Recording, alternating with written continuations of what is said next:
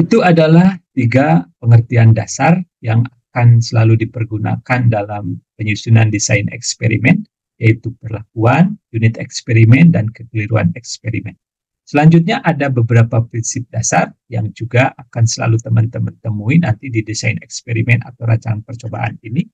Ada satu adalah prinsip replikasi, kemudian juga ada pengacakan, kemudian ada kontrol lokal. Nah, teman-teman, ketiga hal ini kita lihat satu persatu. Yang pertama adalah replikasi.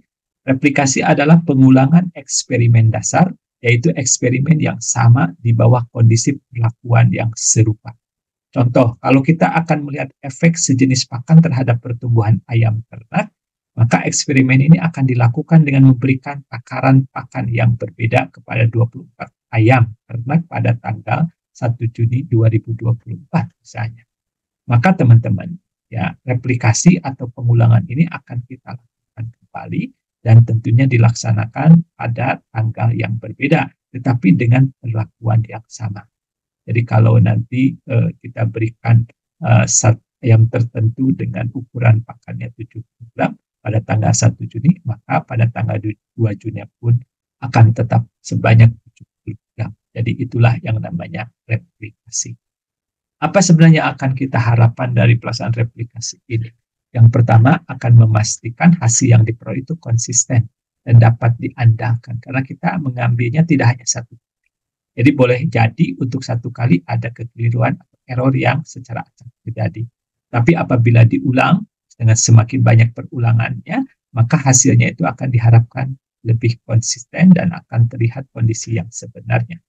Yang kedua, juga mengurangi variabilitas yang terjadi karena kesalahan yang bersifat acak yang saya sebutkan barusan, sehingga meningkatkan kepercayaan pada temuan yang diperoleh. Jadi pada respon yang diperoleh pada akhirnya kita akan semakin yakin karena kita lakukan pengukuran secara berulang-ulang. Kemudian juga akan membantu melakukan verifikasi atau keabsahan hasil eksperimen dan meningkatkan presisi dari perkiraan efek. Jadi kalau misalnya hasilnya semakin konsisten, kemudian kita ulang dan kita merasa yakin, artinya hasil yang diperoleh pun akan semakin absah atau semakin presisinya akan dapat semakin kita andalkan.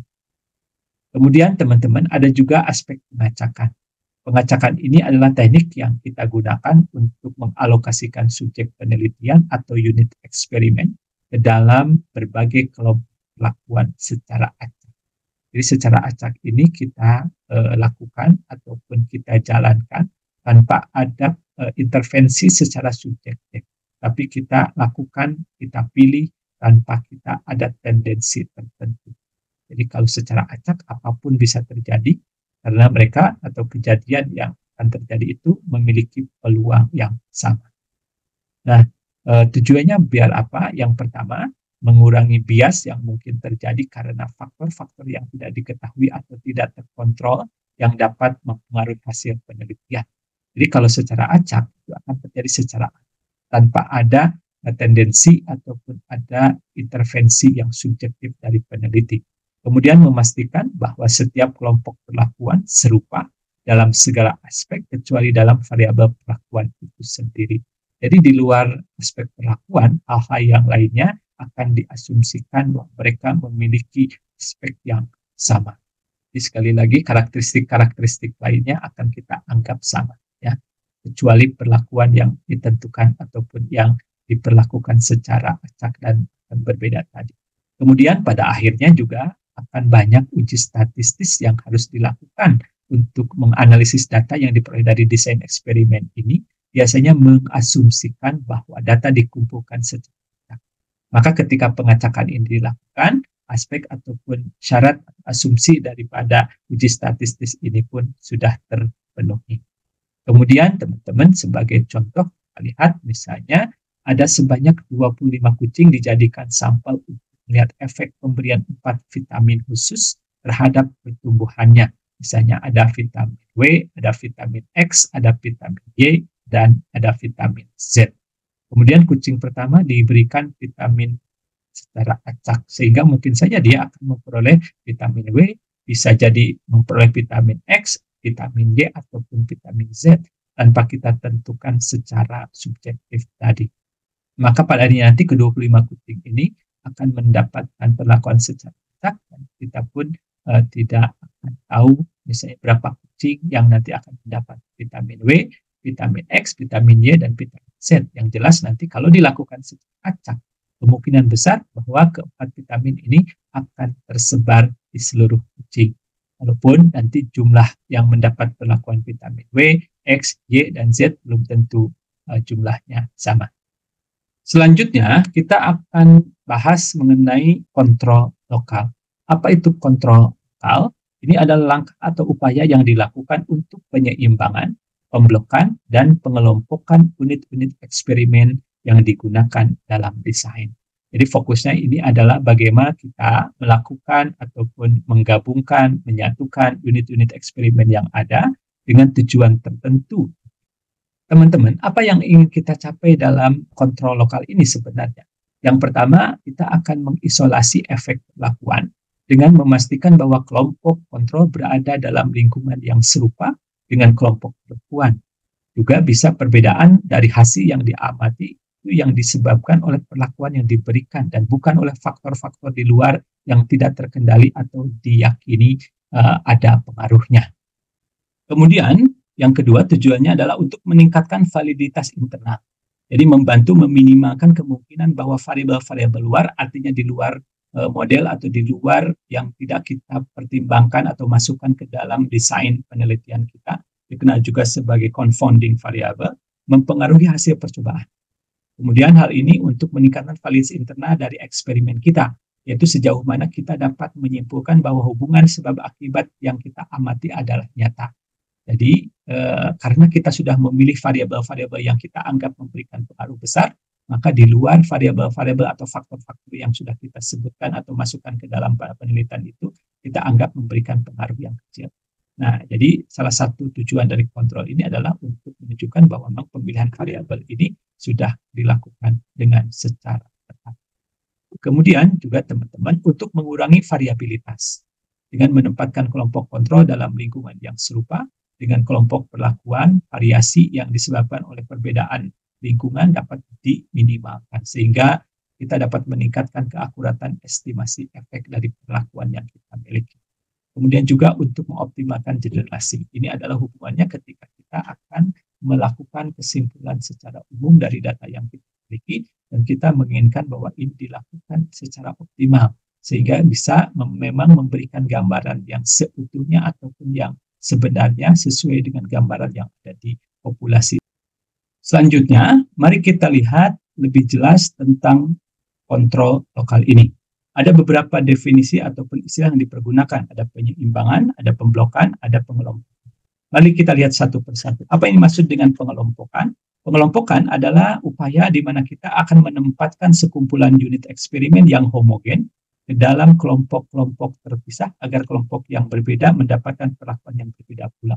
Kata kunci di definisi pengelompokan ini adalah unit eksperimennya homogen, berarti relatif sama karakteristiknya. Sebagai contoh kasus, misalnya seorang pelatih binatang memiliki 4 teknik melatih monyet dan misalnya teknik A, B, C, dan D. Kemudian dia akan lakukan kalau misalnya ada 14 ekor kera yang memiliki jenis babon zaitun. Jadi hanya satu jenis saja. Kemudian berarti dia akan membagi secara acak ke dalam 4 kelompok. Kelompok 1, kelompok 2, kelompok 3, dan kelompok 4. Yang masing-masing kalau 1, 2 itu 4 ekor monyet. Kemudian kelompok 3 dan 4 masing-masing 3. Nah, jadi sekali lagi ini seperti yang tadi didefinisikan untuk pengacakan. Jadi pemilihan ataupun penempatan 14 ekor monyet ke dalam kelompok ini akan dilakukan secara acak. Maka nanti teman-teman akan menentukan misalnya pelatih monyet itu bahwa kelompok 1 akan menggunakan teknik A, kelompok 2 teknik B, kelompok 3 teknik C, dan kelompok 4 menggunakan teknik D. Nah ini adalah contoh kasus di mana kita melakukan pengelompokan unit eksperimen.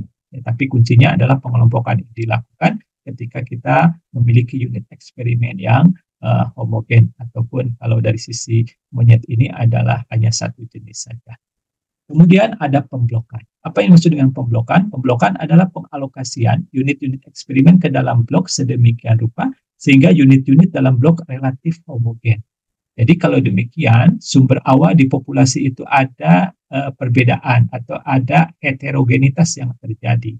Nah, keheterogenan ini kemudian akan diminimalkan dengan membuat blok dan isi di dalam blok ini adalah relatif homogen. Nah, jadi sebagian besar variasi dapat diperkirakan di antara unit-unit eksperimen yang telah kita gabungkan atau bisa jadi telah berbaur dengan pembentukan blok itu sendiri. Kemudian berdasarkan pengetahuan peneliti mengenai sifat dan perilaku unit-unit eksperimen.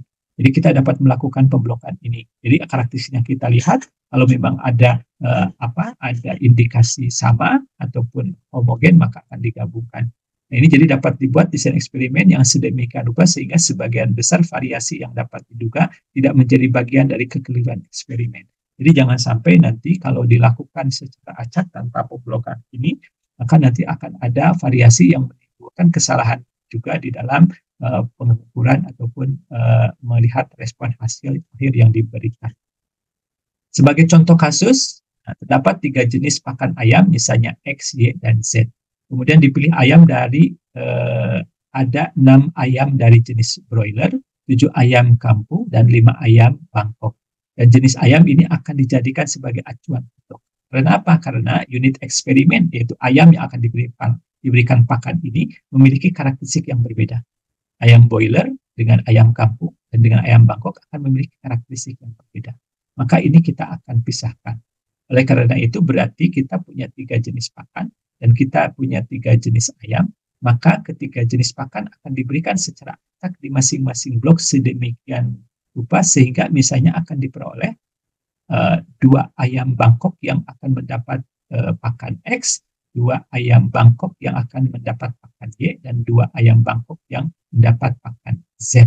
Katakanlah ini sudah diberikan secara acak, ya masing-masing kebetulan diperoleh 2. Kemudian karena ayam kampung ini ada jumlahnya 7, bisa jadi misalnya 2 ayam kampung mendapat pakan X, 3 ayam kampung mendapat pakan Y, dan 2 ayam kampung mendapat pakan Z. Kemudian untuk ayam Bangkok hanya ada 5, jadi boleh jadi nanti 1 ayam Bangkok yang mendapat pakan X, 2 ayam Bangkok yang mendapat pakan Y, dan 2 ayam Bangkok yang mendapat pakan Z.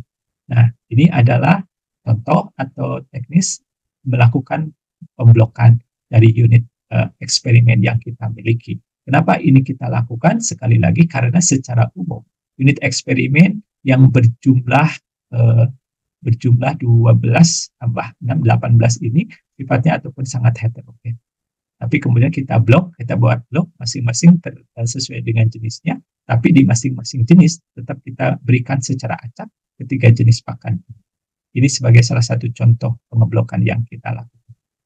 Selanjutnya, untuk penyeimbangan itu apa? Jadi penyeimbangan ini kita lakukan sebagai upaya atau usaha kita memperoleh unit-unit eksperimen, usaha pengelompokan, pemblokan, dan penggunaan perlakuan terhadap unit-unit eksperimen sedemikian rupa sehingga dihasilkan suatu konfigurasi atau formasi yang seimbang.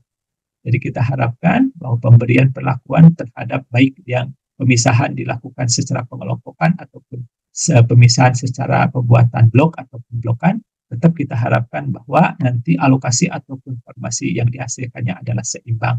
Jadi masing-masing ada perlakuan yang diberikan sesuai dengan perlakuan yang akan diberikan kepada unit eksperimen tadi. Kalau kita lihat tadi kasus pengelompokan yang untuk desain yang kita lakukan itu yang pertama untuk yang teknik pengelompokan desainnya itu hampir seimbang.